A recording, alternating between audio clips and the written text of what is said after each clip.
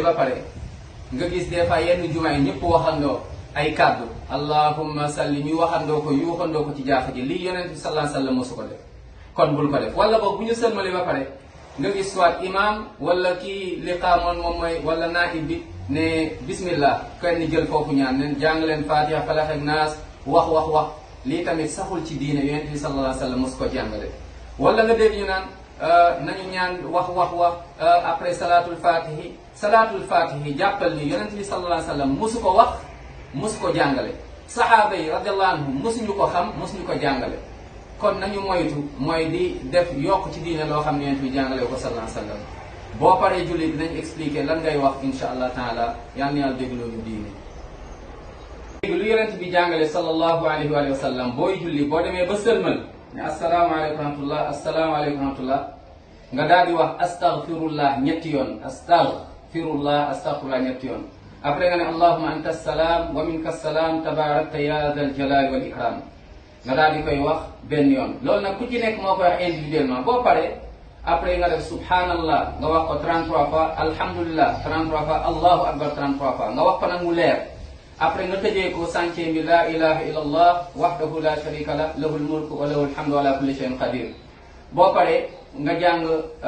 li nga xamante ne moom mooy ayatul kursi benn yoon qul huwa allahu ahad benn yoon qul a'udhu rabbil falaq benn yoon qul a'udhu rabbin nas benn yoon lii nag bu dee tisbaar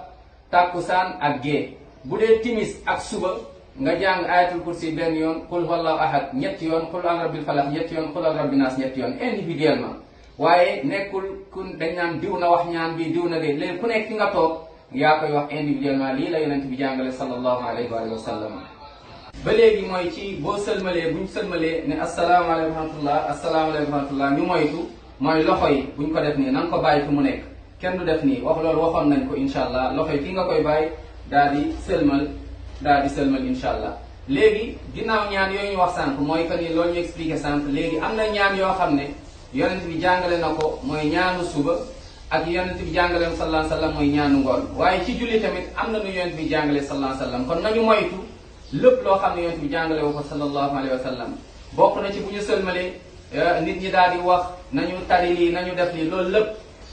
bul ko def te bul ko digle yow defal sa ñaan fi nga toog waaye beneen erreur bu ñuy bàyyi mooy ñu dañuy jàpp ni bu ñu sëlmalee ba pare faw après ñu nuyoonte nga gis ku ci nekk di nuyu kooku nekk sa kanam kooku nekk sa côté lii tamit saxul ci diine nit ki bu dee gisewoo leen woon waa ngeen daje noonu jul mën ngeen mais jàpp ni saa yoo sëlmalee da nga war a nuyu nit da nga war a nuyu kii loolu day nekk ci day dugg ci bidaa ndax yaa ngi yokk finalement loo xamante ni yéen bi jàngalewu ko ci jaamu yàlla yi ci mbirum diine yàlla na yàlla déggloo ñu diine jéggal suñu bàkkaar suñu njuumte